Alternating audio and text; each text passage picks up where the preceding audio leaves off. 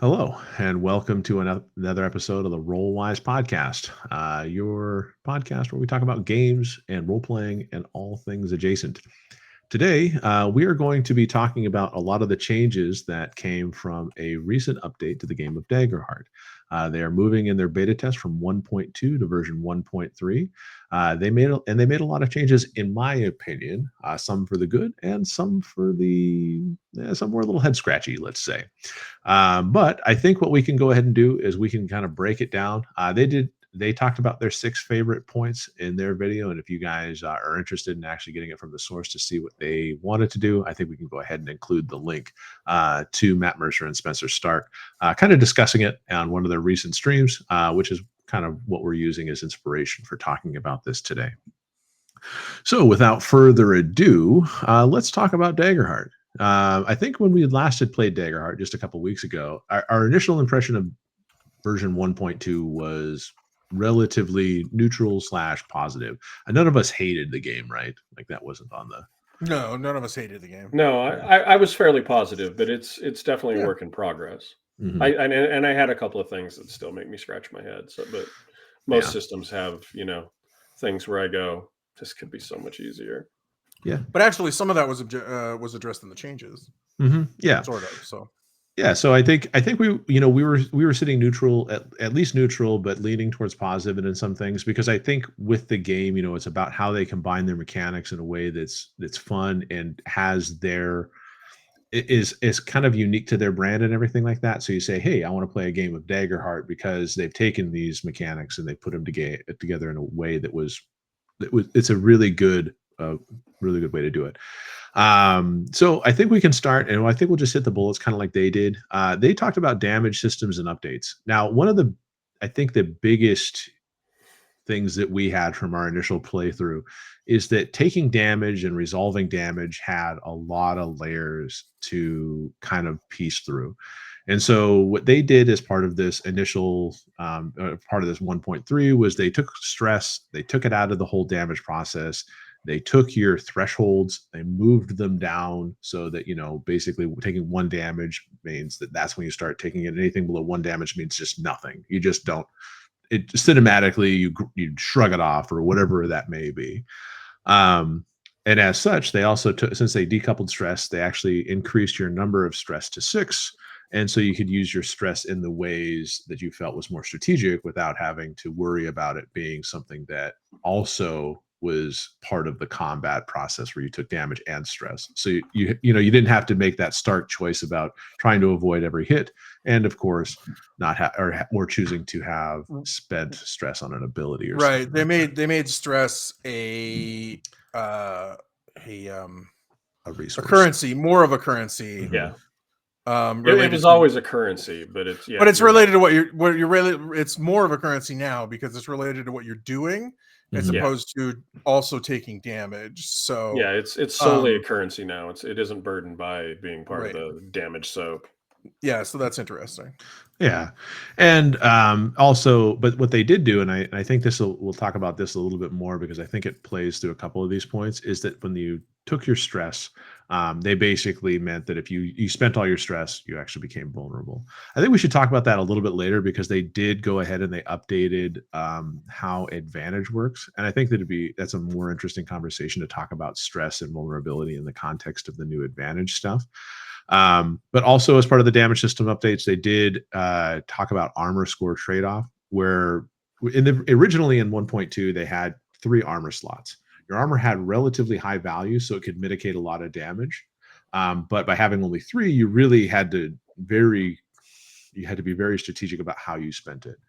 What they did is they squished it down and they gave you 6 points. So now you have 6 stress and 6 armor slots to really play with in terms of at least you have 6 armor slots to determine how much damage you could potentially take.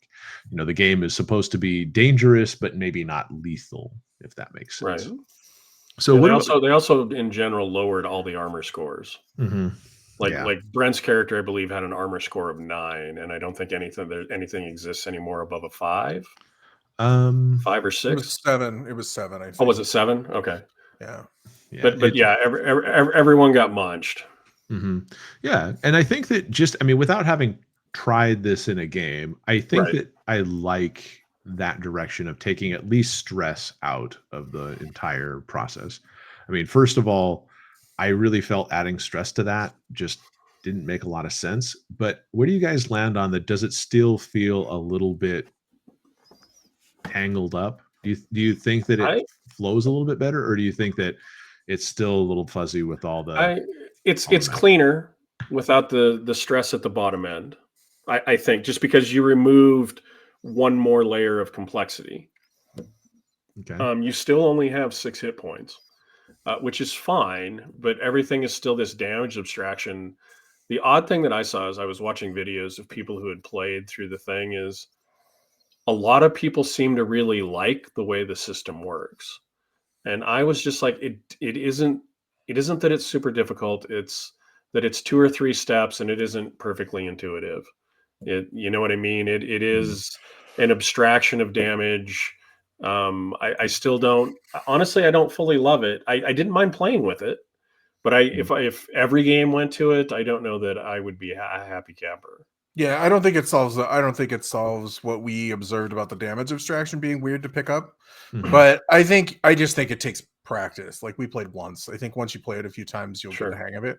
It's still weird to me, like how the damage caps off, and how Mhm. much, like how, like how much the players rely on mitigation, and how much the creatures rely on just having more. Um, Mhm. that's the kind of thing that I thought was weird. Was just like they were doing a lot more damage than us, Mhm. like Yeah, all and the time. I that was another weird thing as I was watching videos because I in the last couple of weeks I've watched quite a few videos on people talking about their Daggerheart experience. Some Mhm. people thought that because I think the math works out that you roll with hope 60% of the time, so you only roll with fear 40% of the time. A lot of people really felt like they were rolling a lot of hope and getting a lot of successes, and Mhm. that the combat was favoring the party. And Mhm. like our experience, honestly, I felt that the monsters were more dangerous to us than we were to the monsters.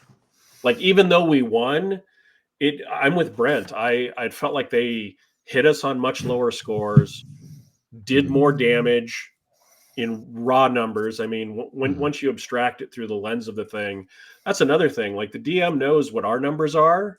I Mhm. don't know what the monsters, 3 zones were. And Oh, I, I can tell you right now, I'm way more confident that those skeletons could have hit my character for 3 points of damage than I ever could have hit them for 3 points of damage.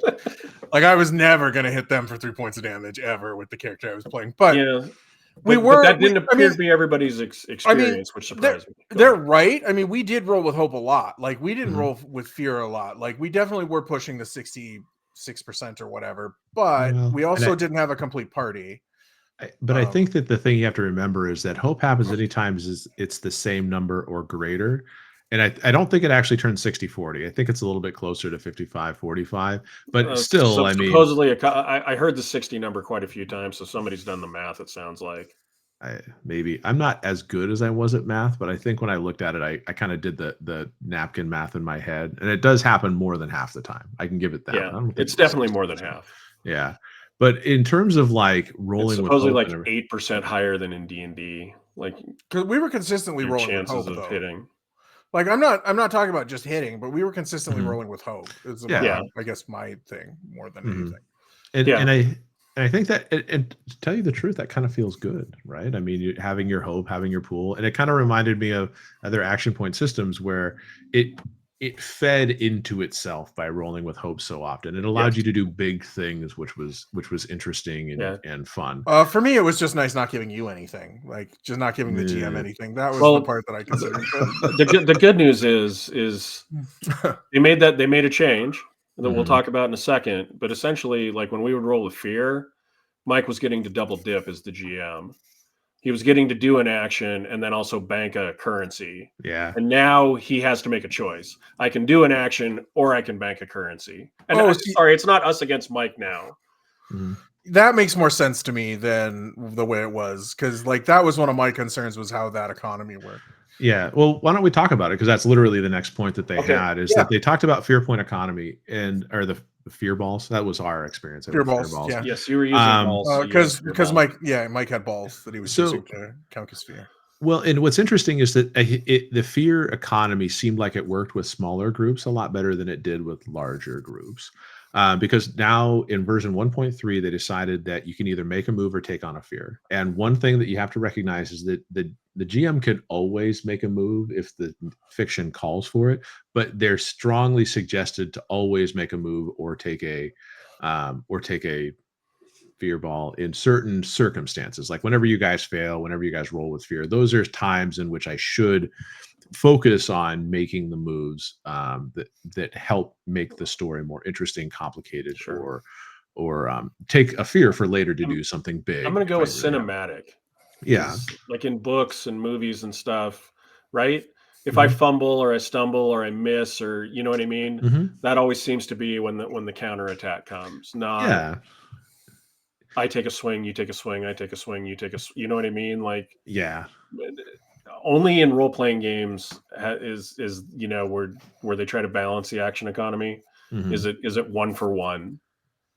Yeah. Well, and I think that in this particular case, what was interesting about it is they actually suggested that really, the fear is a great option to take if you don't want to interrupt play, like basically want to defer consequences or at least greater consequences till later. And I Mhm. think that that's good because I think when you play games that are powered by the apocalypse, we're playing a Monster of the Week game, and so every time you guys fail a roll, because in Monster of the Week, it's very, obviously as the game master, I have my set of moves, but they're really triggered by what you guys are doing. I'm not Mhm. like in as opposed to D&D where it feels like as a GM I'm very proactive in my world and everything like that. And there's no real limitations on how I threaten the players. That having these moves that are kind of set aside for reacting to you and how you interact with the world, it does put it in a different perspective. And I think that this is something that they said was really interesting is that a lot of DMs and players, like some DMs actually felt, or sorry, GMs felt that they were constrained because they just had all this fear and they were like, what do I do with all this? I have to make all these threats, all these moves, like, ugh. you know, because I'm sure in a group of five, I had a lot of fate, or I had a lot of fear for just two people. Imagine if you had five people that were having a bad night and you just had this Scrooge McDuck pile of fear balls in front of you. You're like, well, Yeah, you could just pile on. Yeah. I Well, guess yeah, the nuke is incoming. you know. because all the monsters have my understanding at least Mhm. now. It wasn't when we played because I purposely tried not to learn stuff. But all of the monsters in their stat blocks have a move that is powered by fear, at least one, right?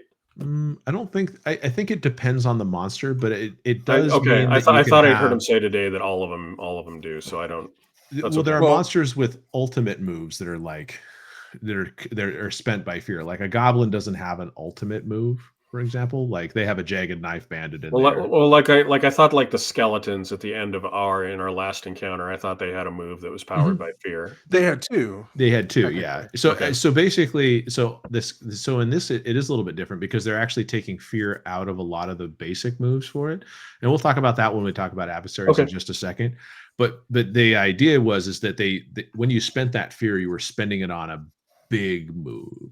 So like a battlefield changing thing, as opposed to just like last time I was spending fear to do that weird memory trauma dump thing, Yeah. um which I don't know any other way to describe that, but that was a cool way to spend fear, but it wasn't really the ultimate move. It was a great move, but it wasn't an ultimate. They described it as an ultimate. I didn't see any Yeah, I don't ultimate know. It was doing moves. like 15 points of damage, putting me right into tier 3, which would have been half of my life. So Mhm. Yeah, it was pretty I, bad. I I wouldn't call it an inconsequential move.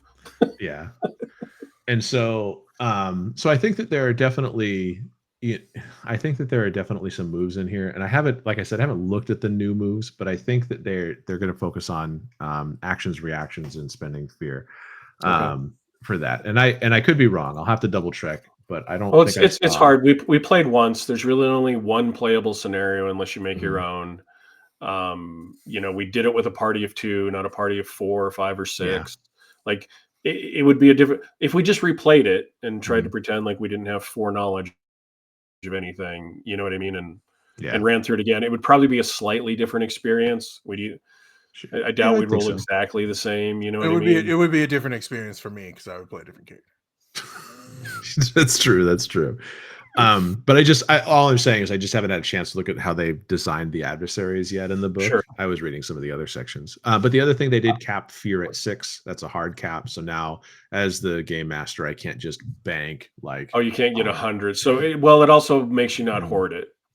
Yeah, and since I should Okay. be doing moves anyways, I mean, That's I true. should be getting fear as kind of like a cherry on top to some things, as opposed to just like every 5 seconds just gaining fear like it's Yeah. some sort of manufacturing plan. All of those changes make sense. The Mhm. one that I don't have any visibility into, Mike, and you would. Have you looked at the new monster stat blocks? They claim they cleaned them up a lot. Yeah, a tiny bit. So I Okay. think what they did with adversaries is that they did clean it up. They made it easier. So basically, an adversary, and I can show a basic Okay. Yeah, because adversary so you honestly, guys I can. hadn't, other than what they showed, other than what Spencer and Matt showed on the video stream, I hadn't really looked at one because, like, while I downloaded the Mhm. 1.2 stuff, I knew stuff was going to change. So I didn't really bother reading it because at Yeah. 1.2, I was just going to be a player, and So now 1.3 is out. yeah. So here's the version 1.3 like typical monster that you have. I can go take it to the 1.2 in just a moment here. Okay. So you can see I kind of just the since you adversaries. had played with them, I figured that was a good question to ask because Yeah, like I think that they are a little bit cleaner, but then again, I mean they didn't say like this is going to be how everything is editing wise. right. Well, no, They're of saying, course, yeah. Formatting, editing, all of that subject to change, right? Because they're just exactly. trying to get information out to people at this point. So this first one is basically the 1.3 version of it. So you can see the jagged knife hexer. So spoiler for anybody that runs into a jagged knife hexer or a jagged knife sniper.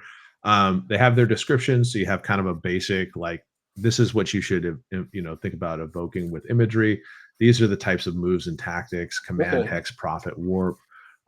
You can see that I think this is a tier 0 one. Yeah, tier 0 adversaries for like level 1 characters. You can see that their support, so they have kind of leaned into that tactical component like you did in 4E, each like how they live in there, the difficulty to hit them, the attack modifier. You can see now their staff damage is 1d10, so it's not like their damage is more in line with what you're doing, as opposed to whereas before I was hitting with those skeletons for like 3d6 plus 5 or something to Yeah.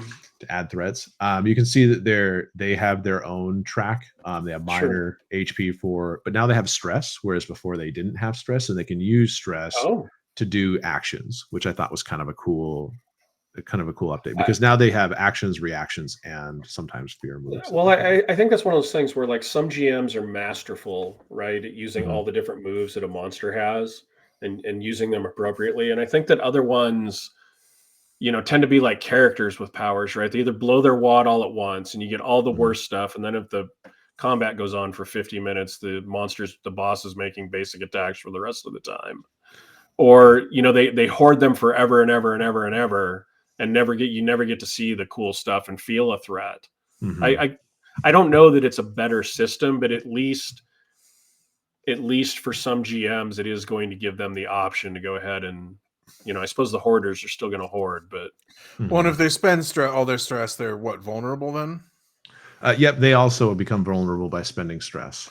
yeah, Which is Um, vulnerable which sounds is like it sucks. which is good for the players. it is, and it's actually they talked about having a stress build where you exhaust the opponent's stress and Mhm. and all that kind of stuff. And I thought that was kind of a neat thing. But here's a tier 0 cave giant solo from the 1.2 playtest, and you can see that its attack modifiers +1, melee 2d10, difficulty 15. So it's hard to hit. It hits hard. You can't you'll never really do lethal damage to it at level 1. It has a stress that you could use, but it doesn't tell you how it would have wanted you to use that stress. Um, you know what I'm Oh saying? yeah. So Well, it's like I guess it would have been just another buffer or something like that. It kind of like how players would have used stress in yeah. 1.2. But I honestly think that I think that the way that they've lined it up, it has your actions and everything like that. It clearly tells you when you can mark a stress to use a significant action and everything. It seems cleaner and more information, and you've got the tick boxes. Yeah. You know? That's pretty cool.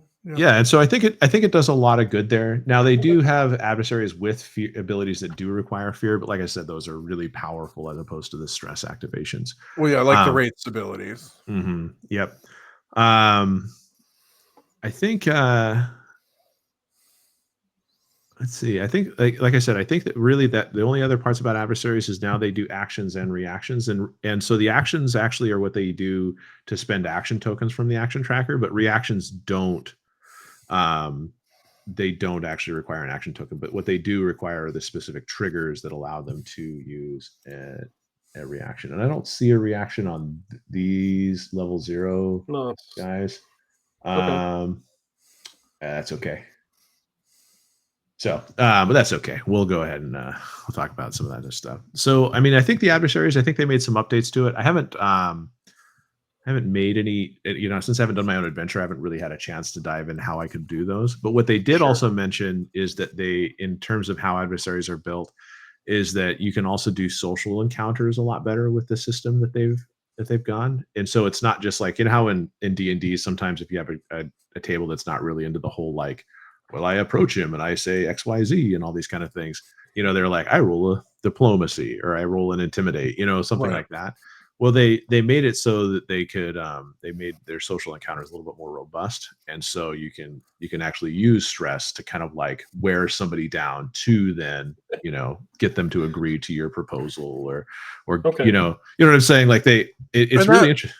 And that's really good for like non-combat characters, because now your face characters can roll dice too and have fun. It's a combat without combat kind of thing. So I think that's a good change.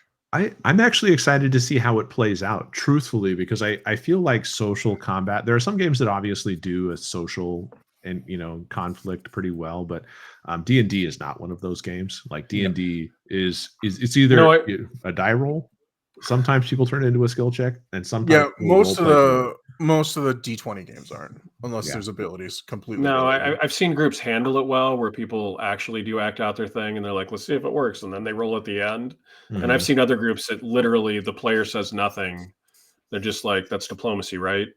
And they roll diplomacy, and they go, "Yeah, well, he's doing what I say now." If you have a charisma 18 character, sometimes it's hard to imagine what that person would do, because you're probably not that person.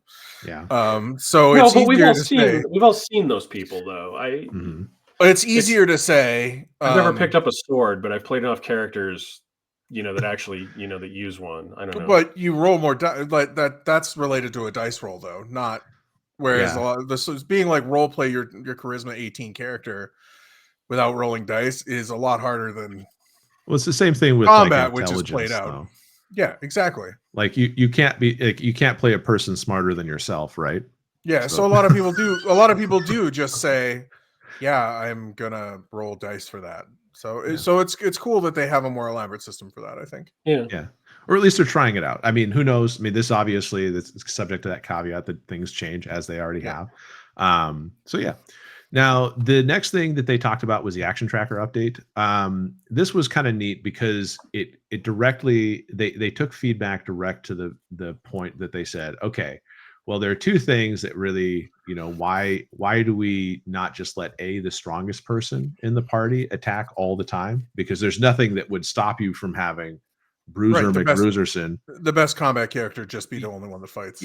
Exactly, like that happening there, and also the people that, if there was not a person like that, there are the spotlight hogs, the people that tend to just naturally be more assertive in how they approach things, and so they see this freeform initiative and they go, okay, well, I want to do this and this and this and this and this, and then the other more passive person just kind of, I'll just wait my turn, and then their turn just never comes.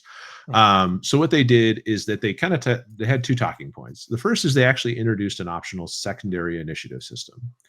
So I don't know if you guys heard about this, but what they said is that if the freeform initiative was too overwhelming for you and like too much of a change from your current table and how you played, probably geared towards people like to play 5e and stuff, they had said, okay, well, we're going to give you like 3 action tokens at the start of the turn. So the turn is you have 3 action tokens. Now you can spend those action tokens in whatever order you want to, but once you spent your action tokens, you're done. That's it. So you don't get another turn until everybody's spent their action tokens. Yeah, that's more traditional. I saw a lot of talk online, especially for people who are more introverted, that really did not like the system, that really did not feel that, anytime that they wanted to go, unless somebody said, hey, Jeff, it's your turn, that they were going to inconvenience somebody else or, do or say something to make somebody else not feel comfortable or, I think for certain people, I mean, because we talked about it in our group, Brent and I have played together enough that if he really needed to go, he'd say, Jeff, can you shut up? Well, you probably wouldn't be that rude, but no, but I mean, I brought it up as being something that I could see being uncomfortable. You did quickly. And I think it is a really good point that if you have one person that's good at combat, just let them go and don't. I mean, I get that, but you could say that in any game then, right? That didn't have any sort of initiative system. And I did think that Matt and Spencer, I think Matt is the one who addressed it on the video, was like, yes, from a purely tactical, because apparently they got a lot of feedback that there were groups that were like, well, I just don't feel my character is a martial character, and I'm going to roll with fear, and I'm going to give the GM more ammunition. Exactly. And he said, if you're playing a purely tactical game, that sort of makes sense. But if you're playing a game where you're all in a party trying to build a story and complete an objective, you have something that you can do, and it might be that you get off one attack and get the killing blow. Like that'll never happen if you never take a turn. Well, yeah, but the problem is when you immediately upon making it a game of dice for combat, like people stop it doesn't always reinforce the story, the narrative as much when you get into combat, because it becomes a kind of gamey situation. And like Bob, even I think Bob, no, it was the D&D Shorts channel. Like I said, there were guys that there were in their game that they played, there was characters that they couldn't hurt, the marshals couldn't hurt, so they just didn't attack them at all, which means they didn't give action tokens and they didn't give fear. Right. And that was far if you more can't beneficial. Hit them. Because I've seen that in D&D where somebody's like, I hold my turn.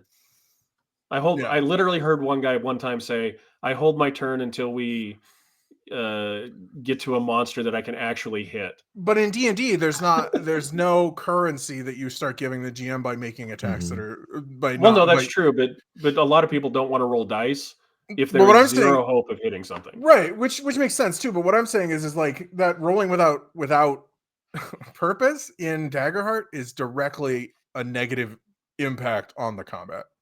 Yeah. Not only are you not doing anything, you're saying here's more tokens to kill our one player. We'll do the math, but 60% of the time you're building up your hope pool. Even if you don't hit it, you're still building up your hope pool 60% of the time. My hope pool was full the entire time we were in combat. I know, but you weren't using any whatever. I don't know what you had, and you may not have had much. But that's what I'm saying is there's characters that aren't going to use their hope. In that way, at least. Yeah. So it's. I think the point is that basically it's a good point that there may be a type of character that doesn't shine well in combat, and by acting they can be a detriment more than that. And that's not to say that doesn't happen in narrative stories either. You can have the bumbling wizard who took all utility style spells, and they get into a combat with a group of rogues, and they're like, oh no, sneeze powder, and weren't there monsters like in like advanced Dungeons and Dragons, like you could only hit with like silver weapons or something? Yes. Like it just, and like some characters are like, I don't have one of those. Yeah, well, but exactly, like, in this case, I think that if you're not like, one of the principles I think that they had said is that you should find ways to share spotlight.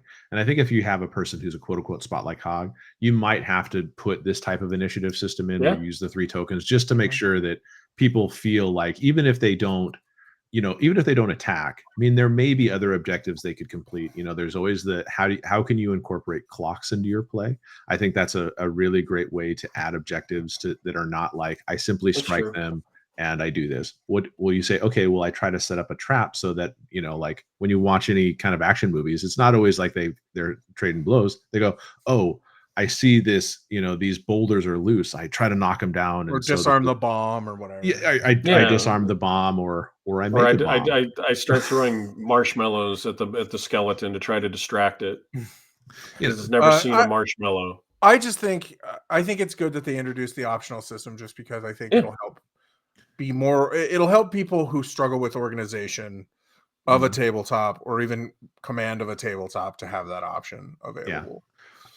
It's good. I feel like that the way they did it originally with the freeform initiative, I really appreciate how it works, in terms of just, because I think as a group we've played together so much, we haven't really seen the spotlight hog, even though we did see a little bit of the combat heavy versus useless feeling in combat problem happening. I know that Brent, I always feel a little useless in combat. So, whatever. But I think it's good that they did it. And honestly, I'd say thumbs up for that move. No, I think those are good changes. Yeah. So. Yeah. Advantage and disadvantage mechanics. This was kind of really important that they did, and this is where I think I really would have to see this in play, because my brain is just like, oh, this is really a big difference. So first of all, when you roll advantage in 1.2, when you rolled advantage, you just got a D6 or minus D6 when you had advantage or disadvantage, right? Right. Well, now when you have advantage, you roll an additional hope die and you select the best outcome, which means which means rather than you take the worst, right? Well, yeah. So if you have a disadvantage, you roll 2 hope dice and you use the lower of the results. So it's interesting that they used hope dice on both of them, and the reason they did is they didn't want to create situations in which you generated hope by having disadvantage, if that makes sense. And I thought that was a good thing to consider, because if you all of a sudden had 2 fear dice and you were rolling with disadvantage and had to choose the lower of the 2 fear dice, you could still succeed with the higher fear. You could still generate hope with a higher hope die because your fear die was a 1. So it was a good thing for them to account for. But the fact that you can choose either hope die for the best outcomes means I think that you get a better chance at criticals. You get a better chance at generating hope. I mean, I can't imagine you would take a lower dice if it wasn't a critical. Like, I don't think there's like a sweet spot Goldilocks type of thing, but that is huge to be able to give advantage through like an ability or something like that, and add it's like spend a hope and add a hope die. Like, no, it's a big swing, but it also makes disadvantage a really, I mean, equally on the other side, it makes disadvantage rough. Like you're gonna have a real hard time succeeding. Yeah, it'll hurt. Yeah, it'll hurt, and that's an easy way for the GM to gain moves or fear. I think that's good. It is. I think it is. I like that the game has consequences. I liked that it felt dangerous to me. Feeling like I was an easy target didn't make me feel great. Everything they roll, it fucking hits me. Yeah. Every time they roll, it looks like they hit you. Every time they roll, they're going to do damage, apparently. What they roll? Oh, they rolled a 3, they hit you. And I'm like, I know you never said that, but that's what it, honest to God, man, that's what it felt like. Well, you had a very low evasion score. I mean, if you think if I'm rolling a D20 and I have any modifiers whatsoever, I think one of my best modifiers, because your evasion score was 7. I think we each had 9, right, Brent? No, we were both 9. You were both 9? So, I thought you were 7 for some reason. No. But that meant... Oh, that explains why I was getting hit every turn then. No.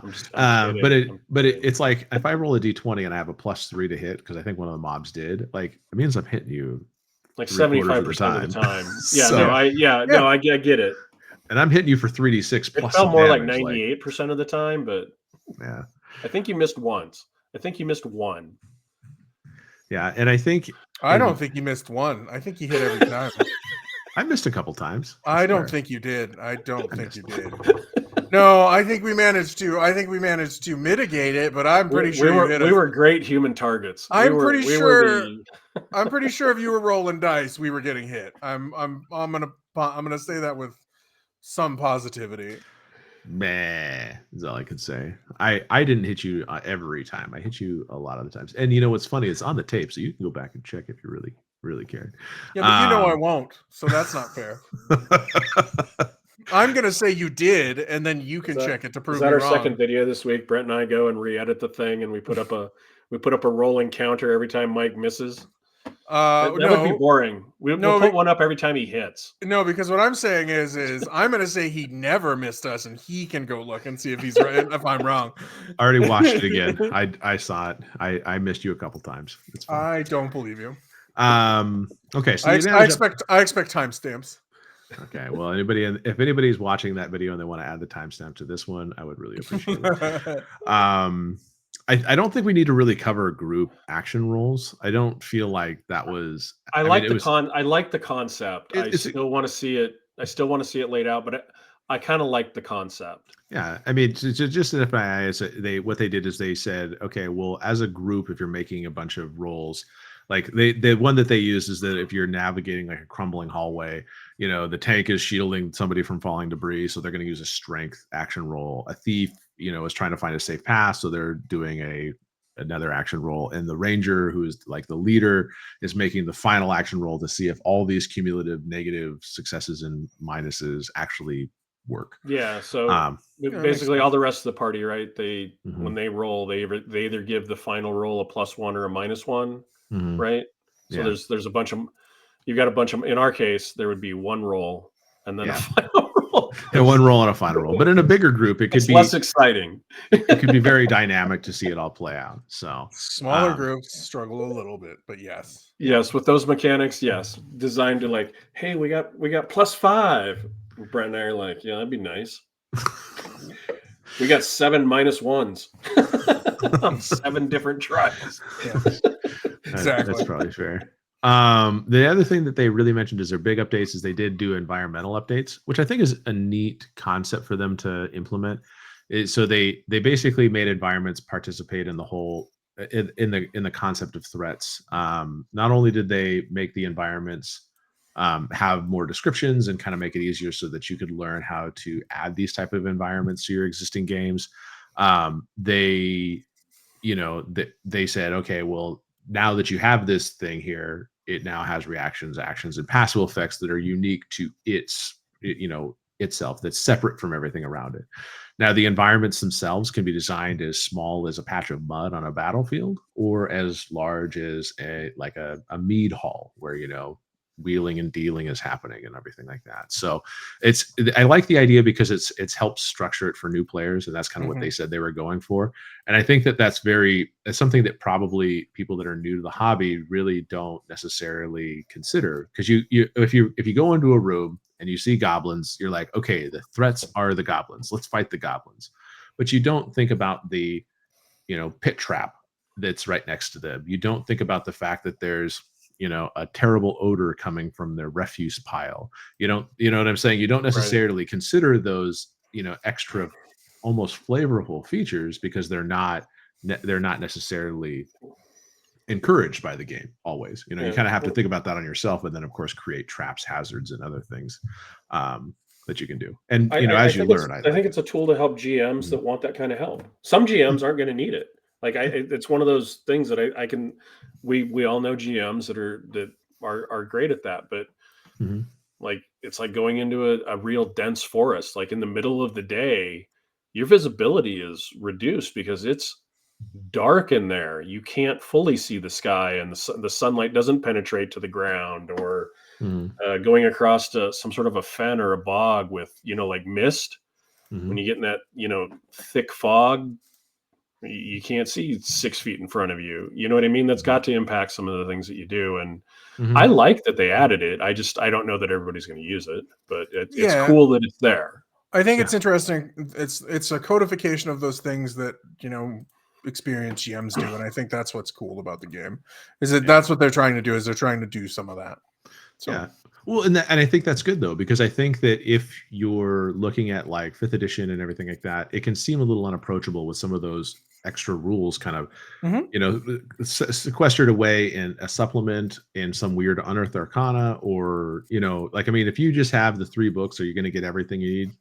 No.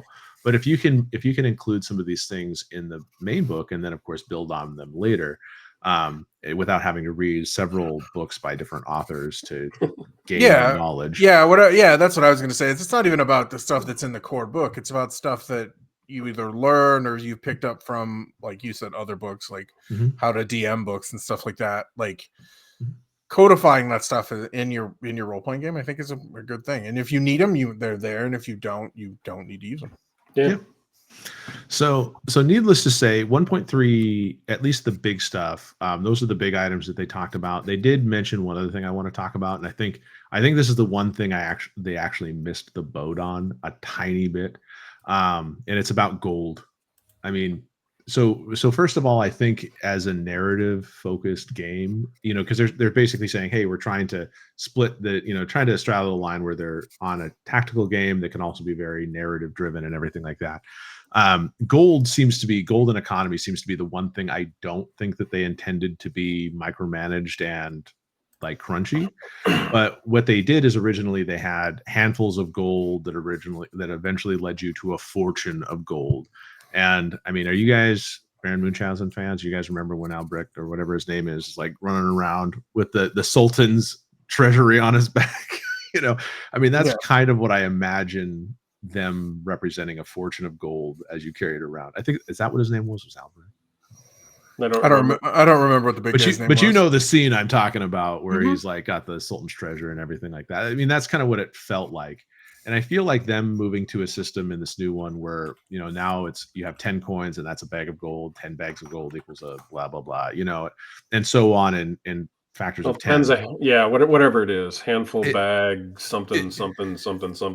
It doesn't up address to chest and then fortune. But it doesn't address anything, because the problem is you didn't know what a bag of gold could do for you. Like, they tried to originally hand wave it a little bit and say, like, if you have a bag of gold, just assume that your stuff is squared away. But like, what if you want to buy a sword? Well, how many bags of gold is a sword? Nobody knows. There was no really defined economy for you to spend your money. So then, it's weird then that they got that much feedback on the system that they felt that they had to codify it. Well, but all they did is they added, now that you have gold pieces, but how much does a service cost? People love their treasure, man. They just love it. Well, but it's not even that. I think you just don't know how to spend your money. Like, let's say you get 10 gold pieces from, taking care of some bandits and getting the reward. Well, how much does the night at the inn cost? Well, what if you want to buy supplies for your next foray? I mean, originally that was handwave. You just had that on your character. I love that supplies for the next foray, other than specialized stuff, is hand waved, because the micromanagement, like in D&D, that'll be 2 gold, 8 silver, and 17 copper. Yeah, it doesn't matter if they codified it. It doesn't matter if they codified it, because it's just going to get hand waved anyways as a narrative thing. Yeah. So they codified it. They codified it to give somebody a saying, you have a bag of 10 gold that you got off the goblin, just so somebody can write it on the character sheet and feel good. Yeah, no, it had to be players. I think it's just going to be, and who knows, the finished book might have charts of garbage, because that's what D&D did for their economy, is they have charts of shit that no one looks at. Like, well, how much is that night? And it's in there. Like, you can find it. I found it before. No, but everyone hates that. Well, at least I hate it. But I think in D&D, like, I'm in a mud hut village, and this one merchant has a +1 sword, and I'm going to buy it. And you know what it cost? Like 12,000 gold. And I just have, here's 12,000 gold. And he's like, oh yeah, I have 12,000 gold. He's now the wealthiest landowner within 100 miles in any direction. And let's be fair, a box of 12,000 gold weighs a ton. Yeah, it's not easy to carry around as much gold as we let adventurers carry around. We've been suspending our disbelief with monetary systems in role-playing games for so long, with the exception of a few people are like, yeah, no, you are totally encumbered. You can't move more than 5 feet without needing to stop for a rest. Well, let's be honest, Jeff. What's your strength? Your strength is 10. You can't carry that 1,200 gold. Yeah, but more my point is I think without introducing an accompanying economy to know like how much gold, like how what's the purchasing power of gold in your world, I think you put a lot of work on the DMs that if they have a table that wants to say, okay, well I go and buy an upgraded sword because we're playing a miniature campaign, we're going to level 5, we want to see a couple tiers. Well, Mhm. they don't know how to do it. So now the DM has to Well, just kind of think on the spot, like, well, what's fair? I don't, yes. you Well, know. since we played pre-canned characters, essentially, like I Mhm. don't know if there's different versions of swords that do more damage or have a There are. greater chance to hit or anything like that. Like you're right. There's no economy at this point. Yeah, and I'm not saying that's bad. I'm just saying it feels like from a narrative perspective, the type of game they're going for is they're really going for a wealth aspect, where your character has a certain amount of wealth that they do, and maybe through adventuring they increase their overall wealth. But that's what I feel like. When we did Vason, and you had a certain amount, like you could just go and you just said, "Oh, I hand wave because as a wealth of 5, I don't have to worry about trivial things like being able to afford an inn I can or a afford train food and ticket Right. right. or Yeah. Yeah. or like, and I think that's what they're trying to do. I just don't think that moving to saying, "Oh, now you have 10 gold pieces," accomplishes that. Well, well, Well, no. it has to be though that they were getting questions, right? Well, they Like were. it had to be feedback. Like this had to be players where they have one short scenario where nobody needs to buy anything ever, and they're Mhm. already getting questions about that. Yeah. I just I just Sorry, feel Brent. like they just I think they just needed to kind of define what wealth did for you as But I opposed mean, to I mean, Okay, you got a point, Mike. yeah. basically they're trying to straddle the difference between a granular, you have to count your pennies game, and not Mhm. having to count it at all. And like, you can't do that. Like, you either have to decide there's an economy and this is how shit costs, which is terrible. Like, I hated that, and like I hate the charts of D&D that's like one night in a shitty inn is 4 5 silver pieces. One night in a fancy inn is 10 Mhm. gold. It's like I would rather just say, yeah, you're fine. Well, And I think having the numbers there, somebody's still going to say, yeah, you're fine, or no, you're not fine. Well, they will, but I just think that, like I said, I just feel like I don't feel like that change helped because I don't think it addresses the underlying reason why people were asking how much gold do I have. yeah, I think it addresses more people. I think it addresses more than you think, because I think people just Maybe. wanted it. Because I I'm willing to bet more players are just like, I want to know how much money the I goblin has. I hope for Brent's sake that the first supplement that's published is a 300-page book of 6-point font charts about what the cost of absolutely everything is I in the can Daggerheart guarantee that universe. Daggerheart is not going to do that. That is not this game. I No, know. it does. I I don't know. think it is either. I'll send you. I'll send you a Hackmaster book, and you can have all the charts you want about the economy, I've because read the Hackmaster. No, I've looked. that's Yeah, no, yeah, they have even more charts than old school D and D. that's Hackmaster in like a nutshell. Is there's a chart for that? But Well, I just speaking of, like I said, that was really the only thing from their okay, questions that I said. I don't think I don't know if it's the right move because I guess without knowing their exact feedback, because truthfully, it seems like good on them to be looking at the surveys that were submitted through the various means that they had it, them and it making feels like they were changes. listening, right? Yeah, making Oh, yeah, meaningful 100%. changes. So I say good on them for doing that because I think they can, as long as they keep to their ideals as to the type of game they want to do and they don't get too greedy and try to do it all. I think they're going to turn out with a solid game. Um, Yeah. I think the basis is good enough that it'll be a good game to run when you want to run that style of game. I don't think here at this podcast we're willing to say like, well, this is our high fantasy game. Like, I don't know if we is that something we're doing where we're putting plaques out and we're saying our high fantasy game would be Daggerheart or something? Oh, well, I don't know. No. I don't know because it's weird because there's some categories where there would only ever be one game, and there's other categories where it's like I don't know. There's a half dozen that I'd be willing to play, like fantasy that has Yeah, so many variants. it's Like true. It's true. I don't know. We'll have to talk about it if people want to see that. Let us know. But I don't know. You know Mhm. what's our because we'll never get Brent to vote for anything other than Cthulhu and Delta Green for any sort of cosmic horror, No, that's not right? true. That's not true. Unknown Brent, Armies is pretty cosmic Oh horror, and I wait. love that Okay, game. yeah, Unknown Armies. Okay. I mean, Well- modern horror games. I have a ton of modern horror games I like. Fantasy games, I don't have just one either. Brent's like, I don't like any of them, so I'll play with you guys. I don't but I'm enjoy not telling you my favorite. I don't enjoy running them as much anymore. Mhm. I mean, my favorite is Earth Dawn. Like as I've said before, my favorite high fantasy setting is Earth Dawn, but And it's crunchy as shit, so it's not always fun to run. And the edition I bought has their binding backwards, so now you have an aesthetic problem with it. It sits funny on my shelf. Because, no, I did too. It bothered my brain. Yep, that's the thing. So I think that is our signal that we have completed our Daggerheart 1.3 changelog discussion. So if you are interested in looking at all the Daggerheart changes and kind of getting into the nitty gritty of what they've done, you can download their additional playtest material, which they've made a ton of updates visually to how the actual document looks for the manuscript. They've changed all the cards. They've done all that work. They just have not changed the playtest short adventure as of this recording. So if you'd have to make modifications yourself. Although Spencer did mention on the stream that he was going and making changes to the adventure, it just wasn't ready as of yet. You know what? I was kind of half hoping that they would leave that first part just as 1.2, and then they would just write another short one that's an extension of that for 1.3, and then you know what I mean? And I know that's a lot of work, but I was kind of hoping that rather than essentially replaying the same scenario with different rules, we would get just slightly up so that the players still have some expectation of not knowing stuff.